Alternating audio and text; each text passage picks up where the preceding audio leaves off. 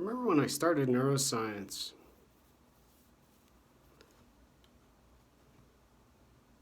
was solving the objective with homeless and at-risk youth. And having friends who had served in Iraq and Afghanistan, and having talked with people who shot dogs in streets and destroyed entire buildings with machine guns on top of Humvees, entering buildings and eliminating the bad guys and horrible girls who were ladies and men and ISIS supporters.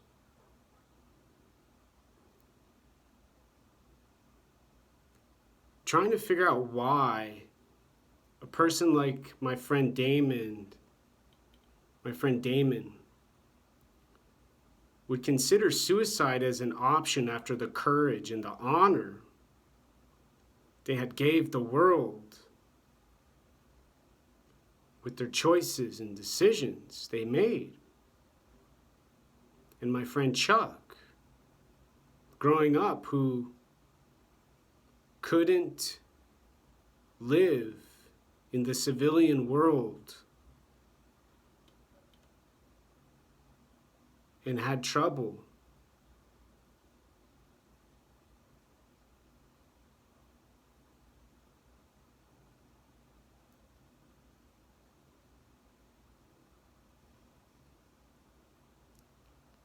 But now,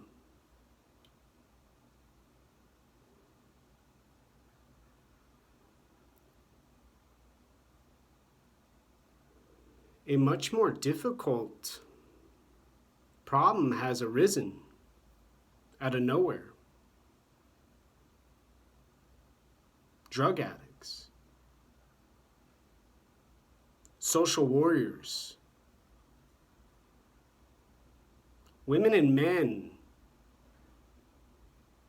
forming a group.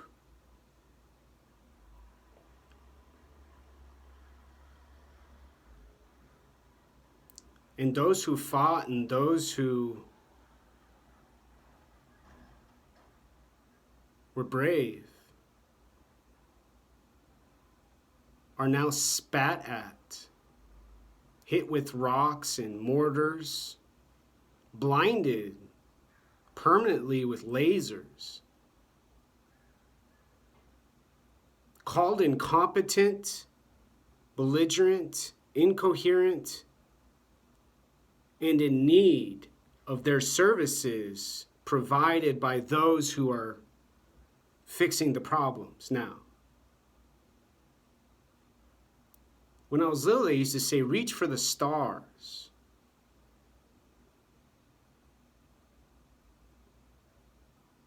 The worst possibility going that high up and that far out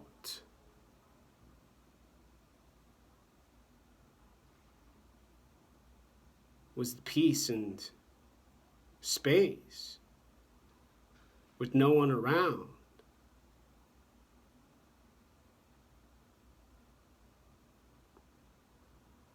And the goal and the achievement from the success touching those objects had to do with stories.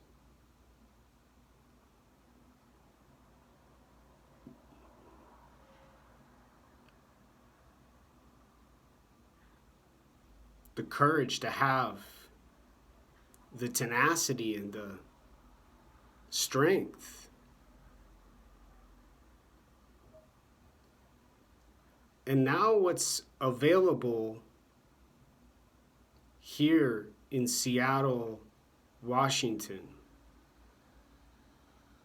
in a state where there's Capitol Hill, has to do with methadone clinics.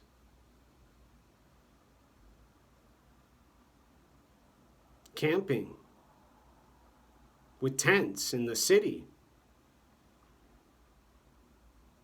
free food donated from outdated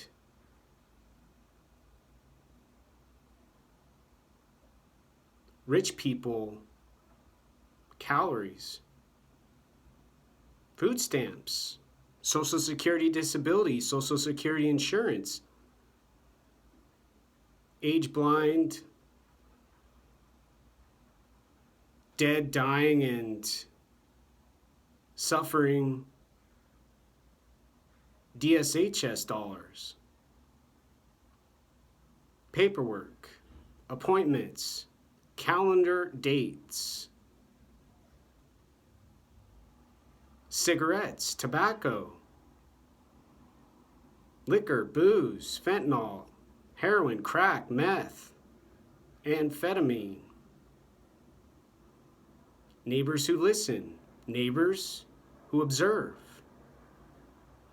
Folks who hear a sound, others who see an image now. Art, marijuana, weed, some pot, bongs, activists, slogans, politicians, city council, mayor, governor, taxes,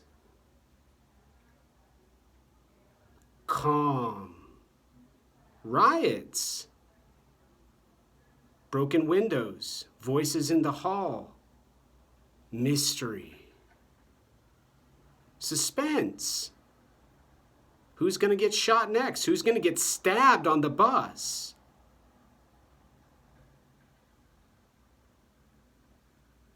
How does a person survive an earthquake when they're not home?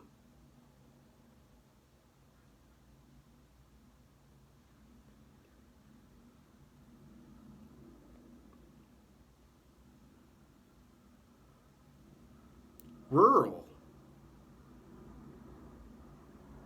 parts, Spokane, Buckley,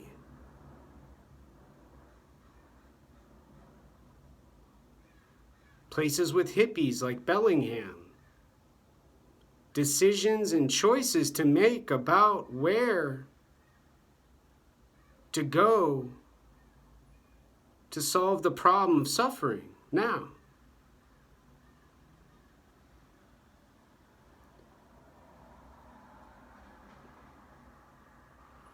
Technology businesses, fat and overweight people, chunky, slutty hoes with older men, tall, scary, watchers with slender appearances, and male genitalia. Now,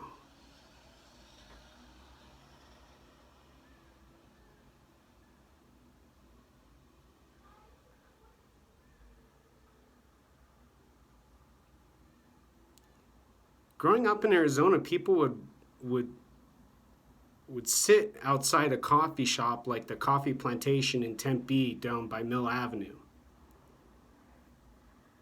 and participate in what was described as people watching. But in a place like Seattle, Capitol Hill, and Washington State, looking for too long, sitting still and not having the resources to choose another option can cause assault, abuse, and danger. There's so many people addicted and so many people crying for help and begging for their demands.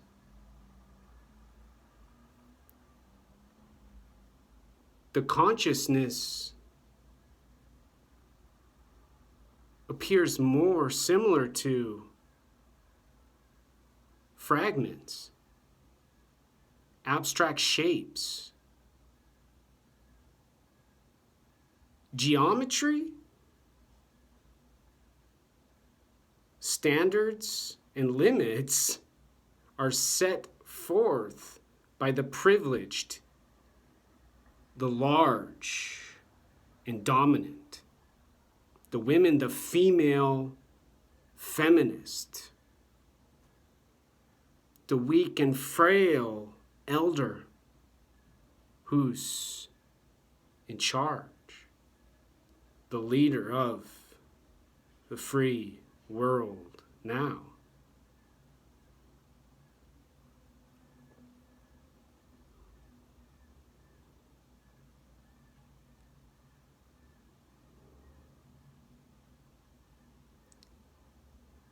I tried to explain to my mom suicide, dying and death. And she didn't really disagree.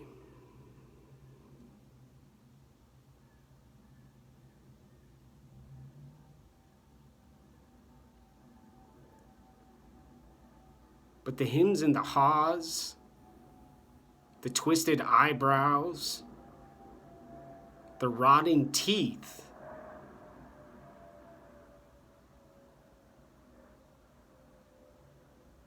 here in this place, in this part of planet Earth,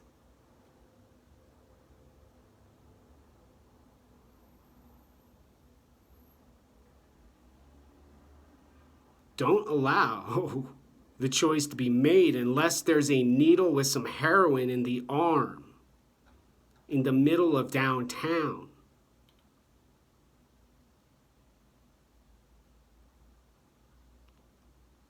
And in fact,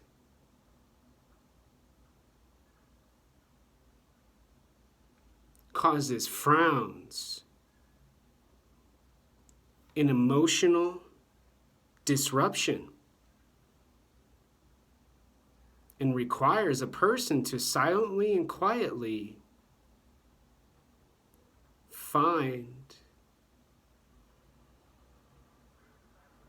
the salvation,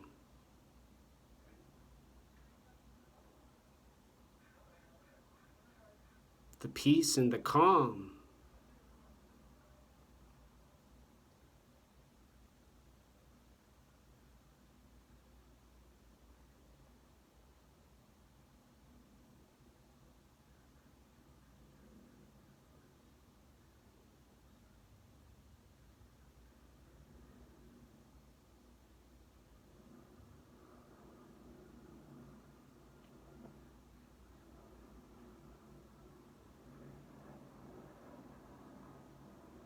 now.